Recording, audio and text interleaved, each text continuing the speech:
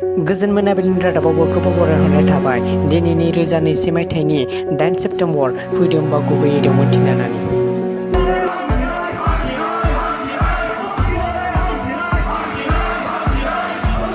एनडिएफबिनि आफादगिरि गायसनगिरि रनजन दैमारिखौ जोबथेसालिनिफ्राय उदां खालामनांगौनि दाबिजों दिनै उदालगुरि नलबारि गेलेग्रा फोथाराव सुबुं गौमा खुद्रिसारनाय हाबाफारि लादों।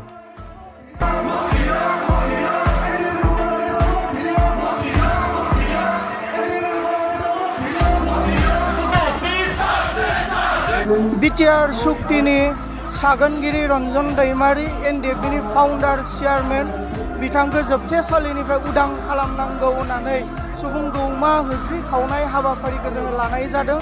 लोगोसे रनजन दैमारिजों लोगोसे 50 जननिबो बांसिन एनडिएफबिनि बिर जोहोलावफोरा जोबथेसालियाव जोबथे जानानै दङ। बेजोंनो लोगोसे 10 जननिबो बांसिन भुटान हादोरनि जेलाव एनडिएफबिनि बिर जोहोलावफोरा दिनै जोबथे जानानै दङ।